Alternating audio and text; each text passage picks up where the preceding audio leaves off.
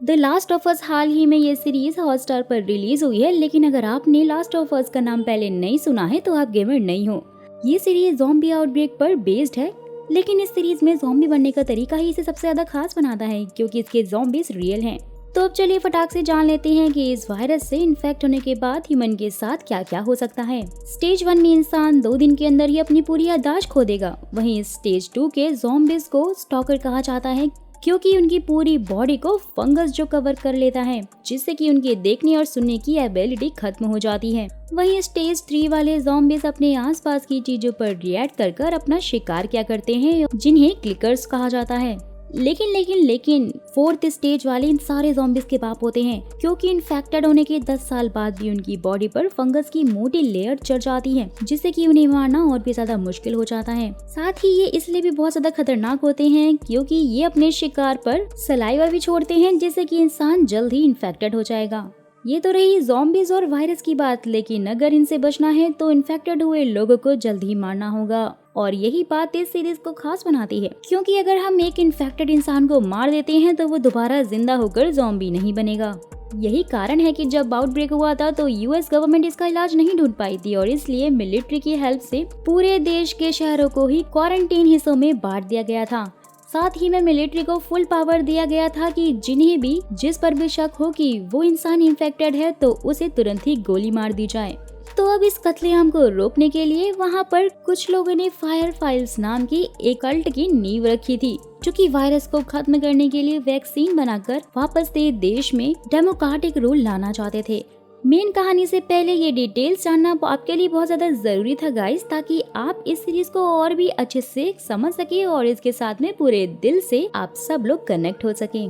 तो इस सीरीज की कहानी की शुरुआत में हमें 1968 का सीन दिखाया जाता है, जहां पर हमें एक इंटरव्यूअर को दिखाते हैं जिसमें डॉक्टर न्यूमैन सबको बता रहे होते हैं कि दुनिया के लिए सबसे बड़ा खतरा है एक पैंडेमिक, जो कि फंगल पैरासाइट की वजह से ही आएगा। तो अब वो कैसे रियल है, इसके लिए आपको BBC पर रिलीज हुई प्लैनेट अर्थ नाम की डॉक्यूमेंट्री को देखना होगा, क्योंकि उसी में सबसे पहले बताया गया है कि ब्राजील के जंगलों में एक आंट जब ओफियोकॉर्डिसिप्स फंगल पैरासाइट के कांटेक्ट में आता है तो ये पैरासाइट उस आंट के दिमाग को पूरी तरह से काबू में करके उसकी कॉलोनी के 30 सेंटीमीटर उसे ऊपर ले जाएगा, जहाँ सबसे पहले वो पैरासाइट उस आंट की बॉडी पर अपनी एक फंगल पैरासाइट की कॉलोनी बनाएगा और एंड में उस आंट को मारने के बाद वो पैरासाइट अपने साथियों के साथ आंट की कॉलोनी पर हमला करके उन्हें पूरी तरह से ही तबाह कर डालेगा। जिसका साफ मतलब यही है दोस्तों कि ये कहानी एक ऐसे सच पे बेस्ड है जिसका इफेक्ट हमारे रियल वर्ल्ड पर भी पड़ सकता है। तो ये पैरासाइट सच में हमारी दुनिया में मौजूद हैं और अगर उन्होंने खुद को म्यूटेट कर लिया तो हम इंसान भी उसकी चपेट में आ सकते हैं। और ये पैरासाइट कैसे और किस तरह से काम करता है गाइस, ये मैंने आपको ऑलरेडी बता दिया है। तो डॉक्टर न्यूमैन की बातें सुनकर वहाँ पर कुछ लोग काफी ज्यादा हैरान भी हो गए थे, लेकिन उनमें से बहुत सारे लोगों को उनकी इस पैंडेमिक वाली बातों पर यकीन नहीं था। तो अब कहानी शिफ्ट होती है 2003 के सितंबर में, जहाँ हम कहानी के लीड कैरेक्टर जोएल माइलर और उसकी बेटी सारा और भाई टॉमी के साथ ब्रेकफास्ट करते हुए उन्हें देखते हैं, जहाँ हमें पता चलता है कि आज जोएल का बर्थडे है और सारा अपने डैड का बर्थडे सेलिब्रेट करना चाहती है, लेकिन टॉमी और जोएल के ऊपर बहुत सारा वर्कलोड है और इसलिए आज के दिन जोएल रात में देर से घर आएगा। लेकिन जोएल सारा से वादा करता है कि वो रात में घर आते वक्त केक जरूर लेकर आएगा। ये सुनकर सारा स्कूल के लिए निकल जाती है, लेकिन घर से निकलने से पहले ही उसने अपने फादर की एक पुरानी खराब वॉच के साथ कुछ पैसे भी ले लिए थे, जिसे कि वो पास की दुकान में ही बनवा लेती है क्योंकि वो जोएल को बर्थडे गिफ्ट देना चाहती थी। ये उसकी फेवरेट वॉच थी। जहाँ इसी दौरान सब नोटिस करते हैं कि बाहर आसमान में फाइटर्स जेट और बहुत सारी पुलिस की गाड़ियाँ घूम रही हैं। तो वॉच बन जाने के बाद सारा तुरंत ही अपने पड़ोसी आंटी के घर चली जाती है, जहाँ से उसने मूवी की DVD ली थी। तो फिर सारा ये नोटिस करती है कि पड़ोसी के घर में रह रही ग्रैनी बिल्कुल भी हिलडुल नहीं रही थी और साथ ही उनका डॉगी उस पर बहुत ही तेजी से भौंके जा रहा था, लेकिन उसका कोई रिस्पॉन्स नहीं आ रहा था, जिसका साफ मतलब है कि ग्रैनी भी वायरस की चपेट में आ गई है। रात में जोएल केक लाना भूल गया था और इसलिए सारा इस बात से काफी नाराज होते हुए जोएल को उसका बर्थडे गिफ्ट में वॉच दे देती है, जिसके बाद दोनों साथ में मूवीज देखने लग जाते हैं। जब सारा सो गई थी तो जोएल को टॉमी का कॉल आता है। टॉमी को बाहर में लड़ाई करने की वजह से पुलिस ने पकड़ लिया है और अगर आज रात 12 बजे से पहले टॉमी की जमानत नहीं हुई तो अगले 3 दिन तक वो जेल में ही रहेगा, क्योंकि आज फ्राइडे नाइट है और सैटरडे संडे तो कोर्ट बंद ही रहता है। जोल सारा को सुलाकर पुलिस स्टेशन के लिए निकल गया था, लेकिन फिर 3 बजे हेलीकॉप्टर की आवाज से सारा जाग जाती है और जैसे ही वो अपने पड़ोसी आंटी के डॉगी को घर के बाहर देखती है, जिसके बाद सारा अपने पड़ोसी के घर जाती है, लेकिन वो कुत्ता वहाँ से भाग जाता है क्योंकि ग्रानी ने अपनी ही बेटी को मार दिया था, जिसका अगला शिकार कोई और नहीं बल्कि सारा ही बनने वाली थी। जैसे तैसे करके सारा उनके घर से बाहर निकल जाती है और लकीली जोल और टॉमी वहीं पर थे, जहाँ वो इन्फेक्टेड ग्रानी को मार डालते हैं।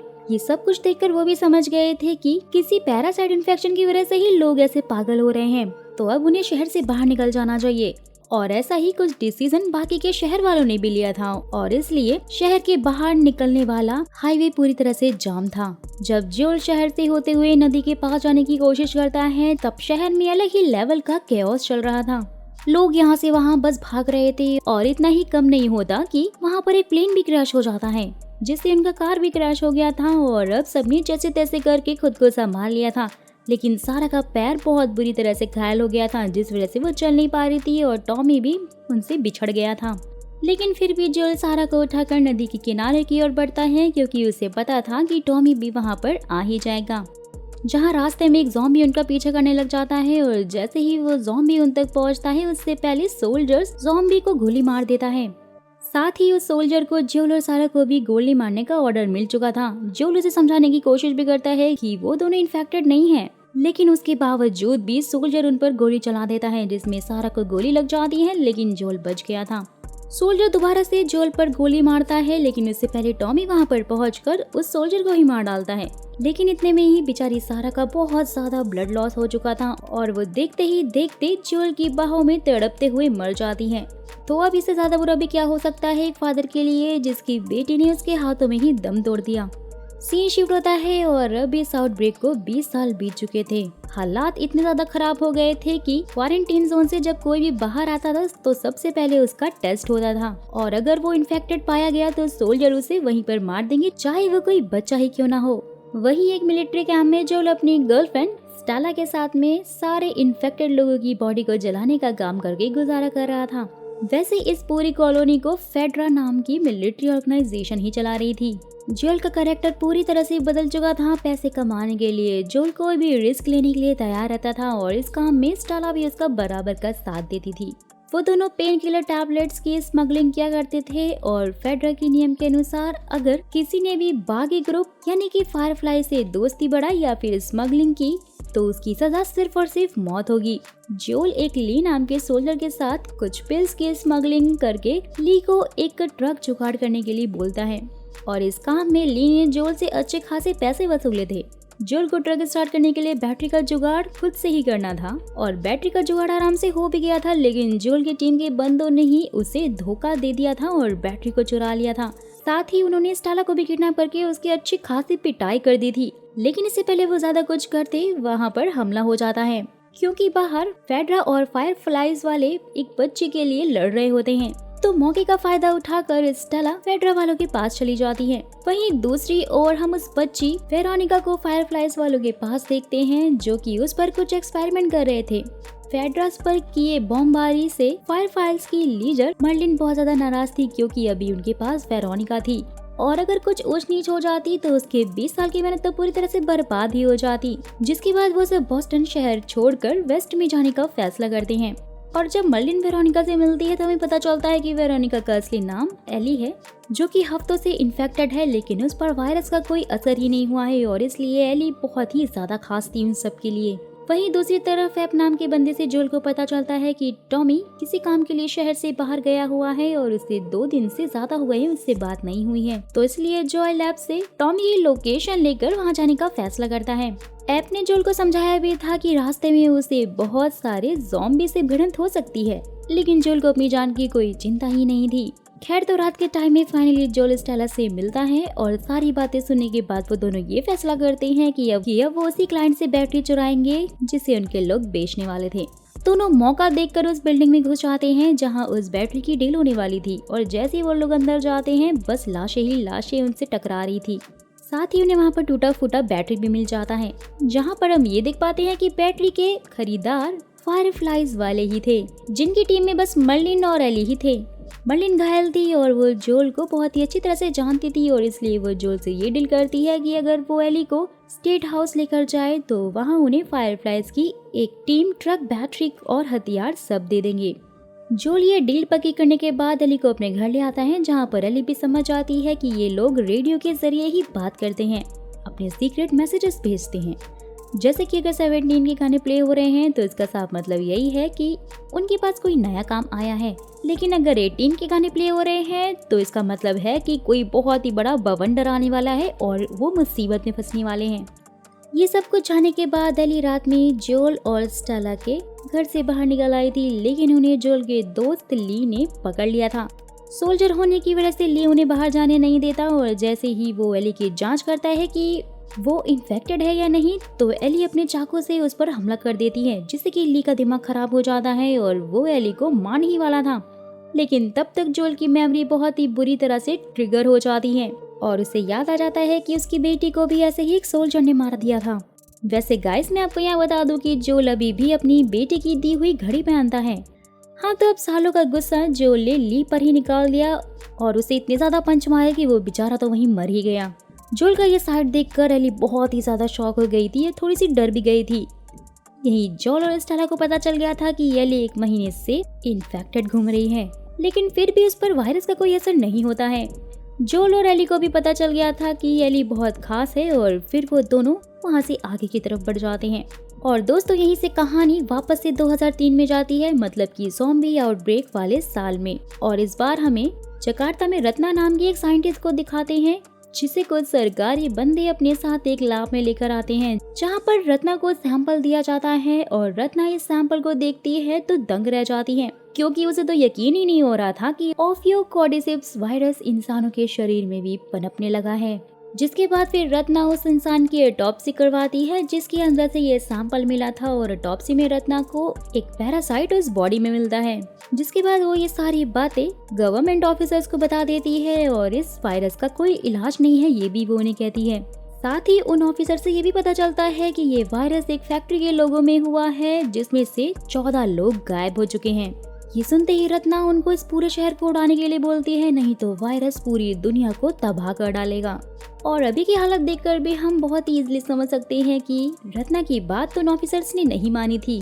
तो फिर प्रेजेंट टाइम में सुबह का ब्रेकफास्ट करने के बाद अली ने उन सबको बता दिया था कि फायरफ्लाइज वाले उसके ऊपर एक्सपेरिमेंट करके इस बीमारी को ठीक करने का एक वैक्सीन ढूंढ रहे हैं। लेकिन इन सब पे जोल को भरोसा नहीं होता, तो वो वापस से बॉस्टन जाने की सोचता है। लेकिन स्टेला ये भूलकर उसे समझाती है कि उन्हें टॉमी को बचाने के लिए बैटरी फायरफ्लाइज वाले ही देंगे। ये सुनते ही जोल भी आगे के सफर के लिए निकल जाता है, लेकिन बमबारी से तो सारे रास्ते ब्लॉक हो चुके थे। जोल को एक लंबा रास्ता पता था जो कि होटल के थ्रू जाता है। वहीं आगे के रास्ते में अली उन्हें बताती है कि वो एक मॉल में घुस गई थी, जहां उसे ज़ॉम्बी ने काट लिया था, जिसके बाद से मर्लिन ने उसे बचाया और समहाउ उसके ऊपर वायरस का कोई असर ही नहीं हुआ। तो बातचीत करते हुए होटल पहुंच गए थे वो, और जहां मस्ती करने के बाद उन्हें ये समझ में आया कि यहाँ रुकना तो खतरे से खाली नहीं है, बहुत ही खतरनाक है। लेकिन आगे के रास्ते में ज़ॉम्बीज़ की डेड बॉडीज पड़ी हुई थी और उन्हें बॉडी में ग्रो हुआ फंगस जमीन से जुड़ गया था, तो अगर गलती से भी उनका पैर उस फंगस पे पड़ता है तो आसपास के सारे ज़ॉम्बीज़ को उनका एहसास हो जाएगा, क्योंकि ये सारे फंगस उन ज़ॉम्बी से कनेक्टेड हैं। तो इसलिए वो अपना रास्ता बदलते हैं और म्यूजियम के थ्रू यानी छोटे रास्ते से जाने का फैसला करते हैं। म्यूजियम के बाहर सूखे फंगस को देखकर जोल समझ गया था कि अंदर कोई भी ज़ॉम्बी नहीं होगा, लेकिन अंदर जाते ही उन्हें डेड बॉडी मिलती है, जिसे देखकर जोल सबको साइलेंटली धीरे धीरे आगे बढ़ने के लिए बोलता है। और आगे बढ़ते ही उनका सामना क्लिकर ज़ॉम्बी से होता है, यानी कि वो क्लिक की साउंड निकाल अपने शिकार को चुनता है। धीरे धीरे वो आगे बढ़ ही रहे थे, लेकिन फिर भी वो ज़ॉम्बी उन पर हमला कर देता है। लेकिन जोल ने दोनों ज़ॉम्बीज़ को हेडशॉट देकर माहौल को फिर से शांत कर दिया था। और इन्हीं सब में एली को फिर से ज़ॉम्बी ने काट लिया था, पर टेंशन की कोई बात नहीं, क्योंकि उस पर तो ज़ॉम्बीज़ का असर ही नहीं होता। खैर, तो जैसे तैसे करके स्टेट हाउस वो पहुंच गए थे, जहां उन्हें बाहर खड़ी ट्रक मिल जाती है और ट्रक के बाजू में ही उन्हें ट्रक ड्राइवर की डेड बॉडी भी मिल जाती है। ये देखकर जोल भी समझ गया था कि यहाँ कुछ न कुछ तो गड़बड़ हुआ है। और जैसे ही वो लोग अंदर आते हैं, सारे फायरफ्लाइज के मेंबर्स मरे हुए मिलते हैं। थोड़ी बहुत छानबीन करने के बाद जोल समझ आता है कि इनमें से कुछ इन्फेक्टेड थे और इसलिए सब ने खुद को ही गोली मार ली, ताकि ये इन्फेक्शन और ज्यादा ना फैले। स्टेला को अब जल्दी से वेस्ट में फायरफ्लाइज के बेस पर पहुंचना था, क्योंकि उसे म्यूजियम में ज़ॉम्बीज ने काट लिया था और सिर्फ एली से ही बना हुआ वैक्सीन उसकी जान बचा सकता है। वहीं फिर एली के जख्मों को अपने आप ठीक होते हुए देखकर जोल भी समझ गया था कि एली के अंदर सच में वायरस का क्योर मौजूद है। लेकिन तभी एक ज़ॉम्बी उन पर हमला कर देता है, जिसे कि जोल ने तुरंत ही मार दिया था। लेकिन मरने से पहले ज़ॉम्बी ने फंगस पर हाथ रख दिया था, जिससे कि आसपास के जितने भी ज़ॉम्बी थे वो सब उनकी लोकेशन के बारे में पता लगा लेते हैं। देखते ही देखते बहुत सारे ज़ॉम्बी फिर वहां अंदर आ जाते हैं। तो अब उनके पास कोई ऑप्शन नहीं था, तो इसलिए स्टेला एली को जोल के साथ बाहर भेजकर खुद ज़ॉम्बी को रोकने के लिए वहीं पर रुक जाती है। स्टेला का प्लान था कि वो फ्यूल को नीचे गिराकर अंदर आ रहे ज़ॉम्बी को जला देगी, लेकिन लाइटर के काम ना करने की वजह से स्टेला एक ज़ॉम्बी के चपेट में आ जाती है और ज़ॉम्बी बड़ा ही अश्लील था, क्योंकि वो स्टेला को किस करते हुए उसे इन्फेक्ट कर रहा था, जिसकी ये हरकत शायद लाइटर को भी पसंद नहीं आती और वो जल जाता है, जिसके बाद स्टेला के साथ सारे ज़ॉम्बी जलकर मारे जाते हैं। ये सब कुछ बाहर से एली और जोल भी देख रहे होते हैं और स्टेला के मर जाने के बाद वो दोनों अपना सफर आगे जारी रखते हैं, जिसका उन्हें काफी दुख भी था। और दोस्तों, इसी के साथ लास्ट ऑफ अस के पहले 2 एपिसोड यहाँ पर खत्म हो जाते हैं। मैं तो आपको ये सीरीज हाईली रिकमेंड करूंगी, क्योंकि इसके विजुअल्स बहुत ही ज्यादा अच्छे हैं। तो दोस्तों, अगर आप चाहते हैं कि इसका नेक्स्ट पार्ट भी मैं एक्सप्लेन करूं, तो फटाक से मुझे कमेंट बॉक्स में यस नेक्स्ट पार्ट लिखकर जरूर बताइएगा।